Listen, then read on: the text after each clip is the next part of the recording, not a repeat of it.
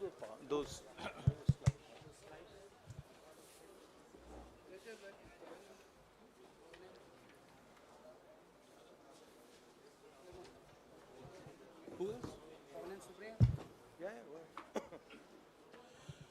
नमस्कार साथियों, इस विशेष प्रेस वार्ता में आप सभी का स्वागत है। एक अत्यंत महत्वपूर्ण मुद्दे पर अभी राहुल जी आपको संबोधित करेंगे। Rahul ji. Are they going to put this stuff up here? Srivatsa, are you putting this up here? नमस्कार, कैसे हैं? आप थोड़े शेल शॉक्ड लग रहे हो। ये कांग्रेस पार्टी ने क्या कर दिया, कैसे कर दिया? हाँ, अच्छा एसी के कारण है ये। अच्छा ज्यादा लोग आ गए। Okay okay. नहीं देखिए, आज हम बड़ी इंपॉर्टेंट चीज के बारे में आपको कहना चाहते हैं। पहली बार हमने नोट किया कि चुनाव के समय प्रधानमंत्री ने, होम मिनिस्टर ने और फाइनेंस मिनिस्टर ने स्टॉक मार्केट पर टिप्पणी दी। प्रधानमंत्री ने 2-3 बार, 4 बार देश को कहा कि स्टॉक मार्केट तेजी से आगे बढ़ने जा रही है। होम मिनिस्टर ने सीधा कहा कि 4 जून को स्टॉक मार्केट आसमान में जाएगी, लोगों को खरीदना चाहिए। और यही मैसेज फाइनेंस मिनिस्टर ने दिया। फर्स्ट, ये आज थोड़ा हम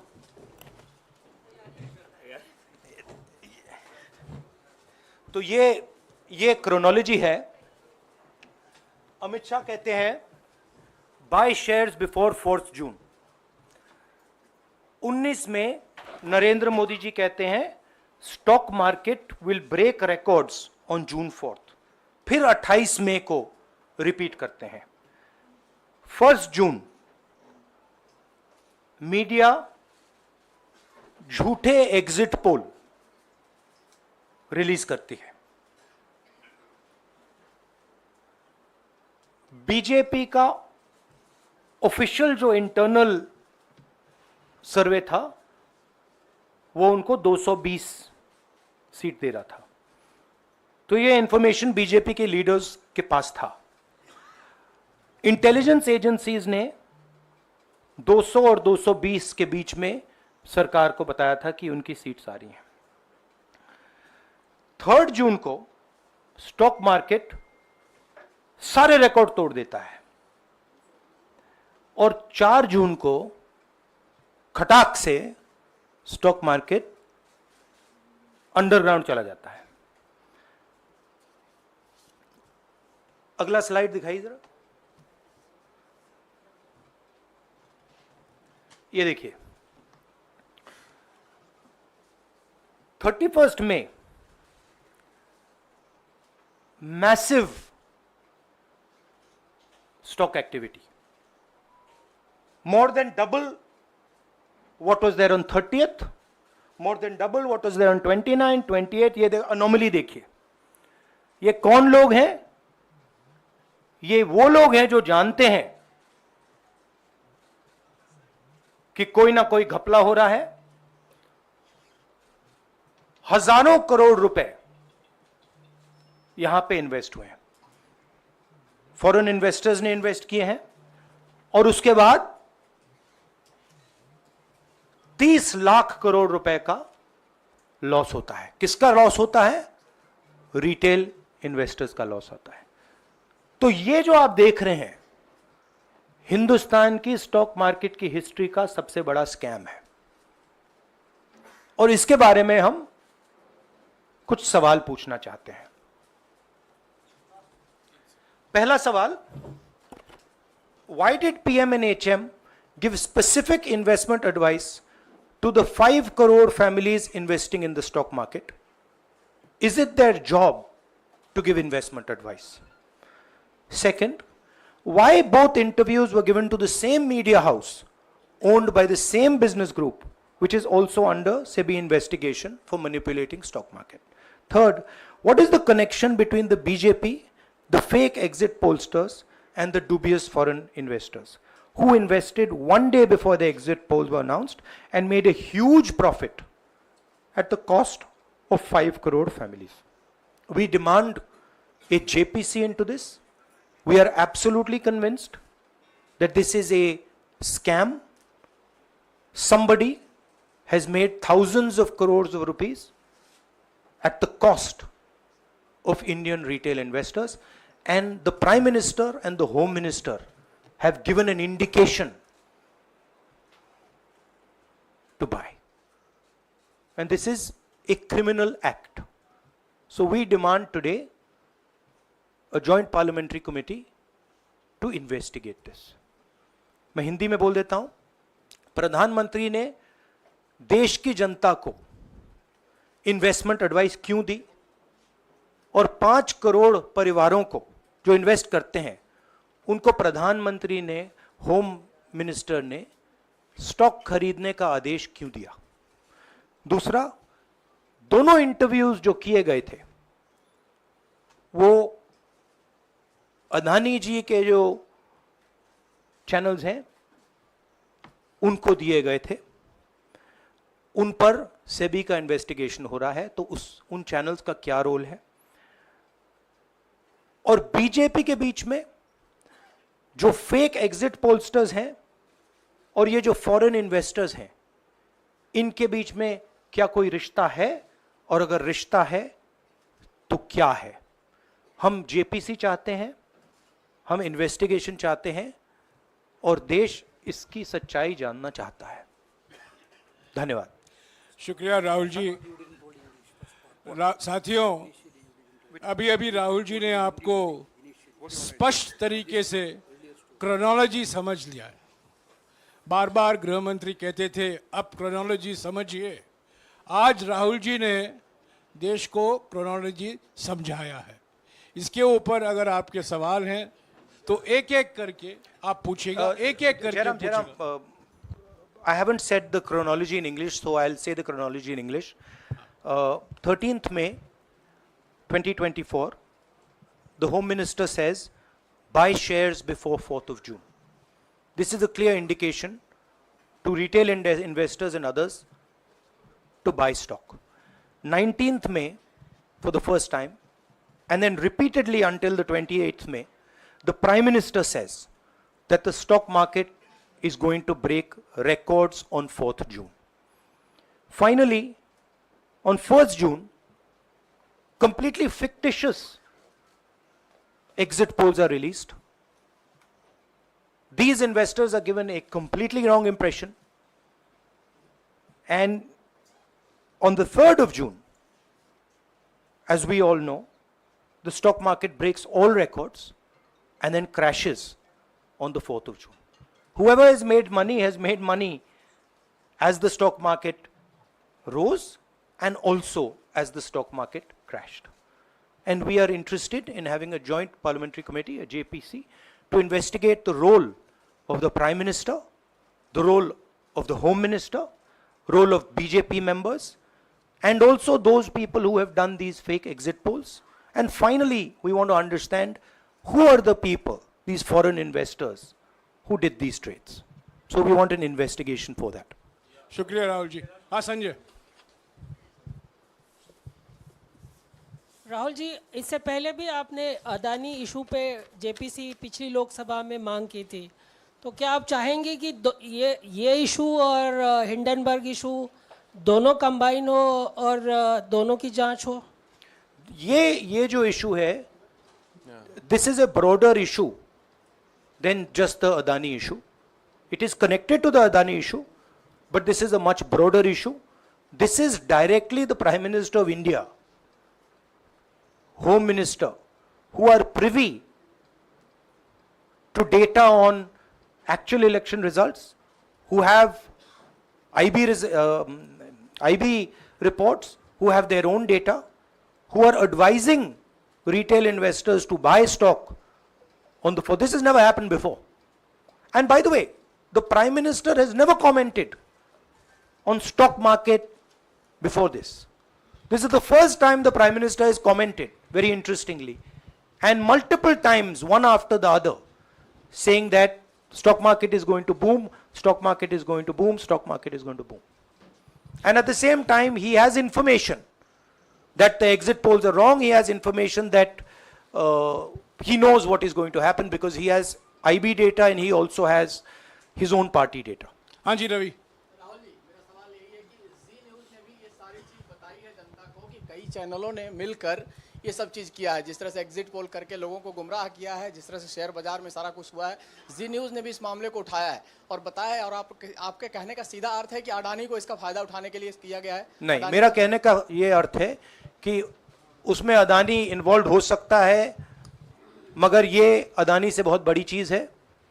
इसमें बीजेपी के सबसे बड़े नेताओं ने कहा है, रिटेल इन्वेस्टर्स को मैसेज दिया है कि आपको स्टॉक खरीदना चाहिए। उनके पास इंफॉर्मेशन थी कि एग्जिट पोल्स गलत हैं, उनके पास इंफॉर्मेशन थी कि बीजेपी को फुल मेजॉरिटी नहीं मिलने वाली है, और वो जानते थे 3 जून को और 4 जून को क्या होने वाला है।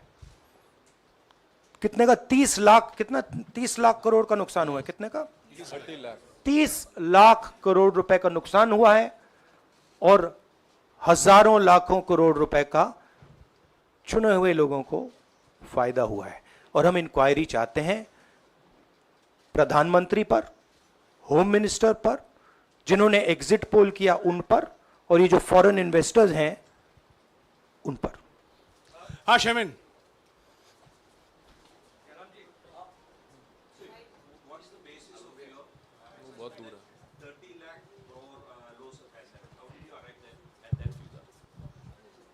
Do you want to explain? This is based on the market value of all the companies the day before the results came, and the market value of the stock market of all the companies at the end of the day on results. हाँ संजीव, एक minute Sanjeev. Rahul ji, you've talked about, are you alleging the involvement of the Prime Minister and the Home Minister? Yes. And whose money is it? Yes, Are you that saying is it what I their am money? saying. I am saying that people very high up in the BJP have carried out this scam. I am saying they had partners who carried out these exit polls.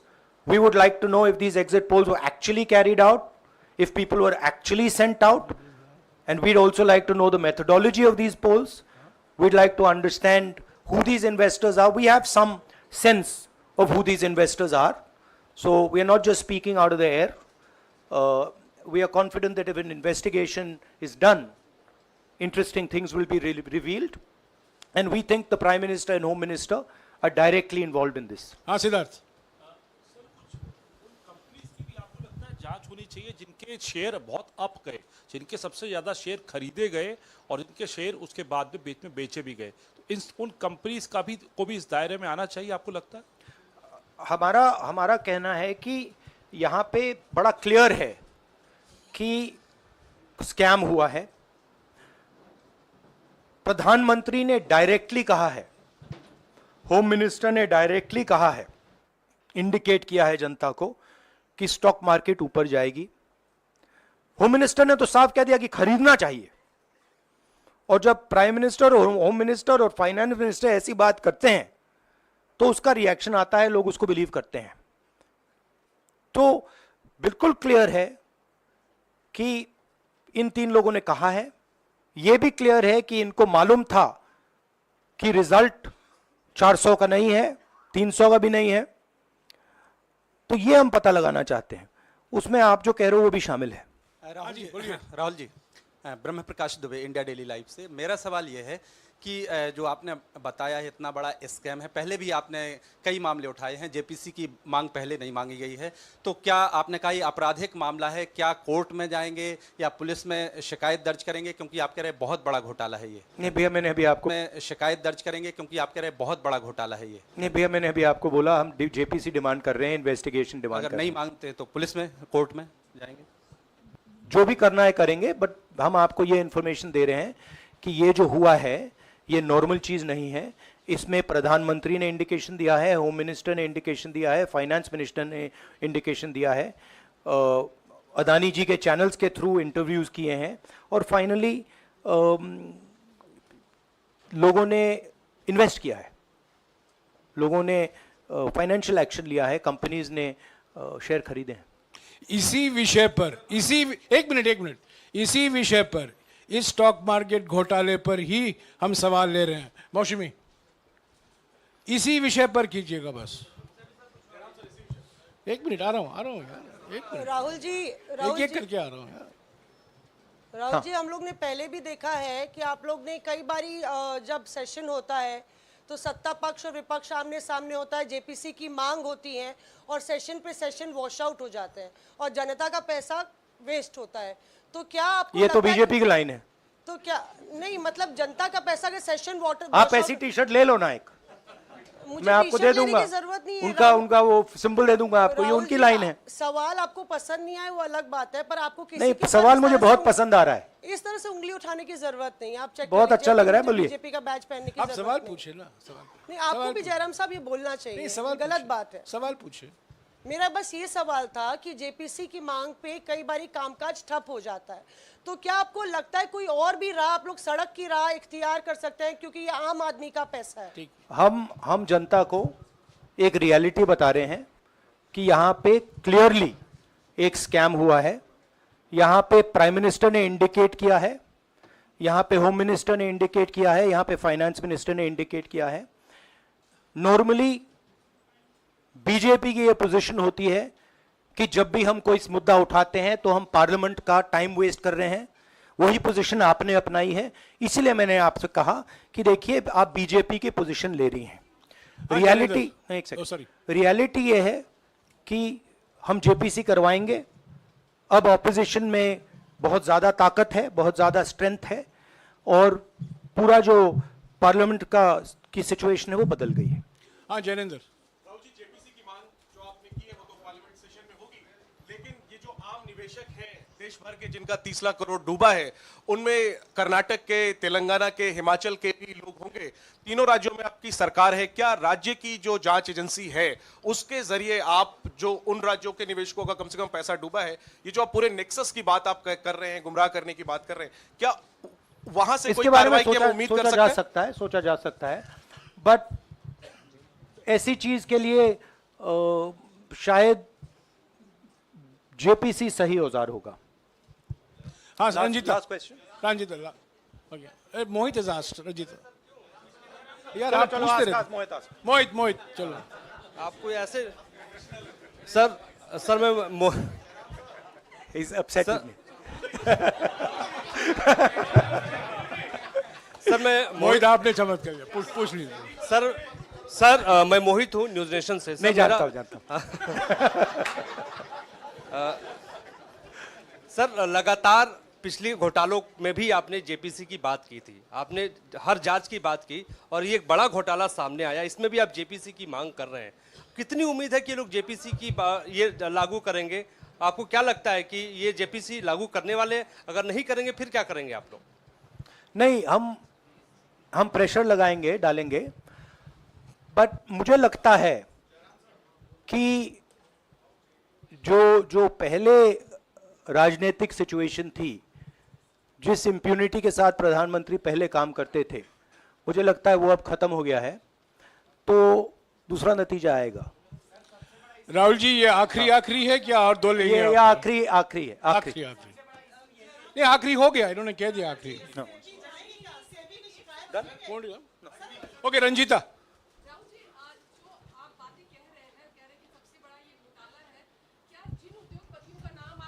लेते रहे हैं, चुनावी जो रैलियां रही हैं उसमें भी और उसके बाद भी, क्या आप कहना चाहते हैं कि सरकार ने मदद की है उन उद्योगपतियों को और अमीर बनाने में?